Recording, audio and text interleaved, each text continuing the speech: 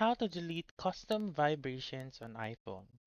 First is by opening your Settings app and then go to Sounds and Haptics right here.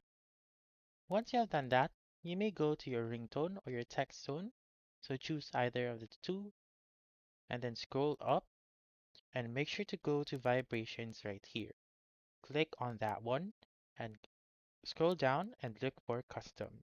So as you can see, I have two custom vibrations right here. So to do that or to delete that, just simply swipe left like this one on the vibration that you want to delete. So again, swipe left like this one and then click on delete and then it will be deleted from your custom vibration. So again, swipe left like this one, click delete, and then there you go. That's how you can delete custom vibrations on iPhone. So that's all for this video. Let me know in the comments section if this works out for you. For more helpful tutorials like this, please subscribe to our channel and don't forget to click that notification bell. Thank you for watching and have a wonderful day.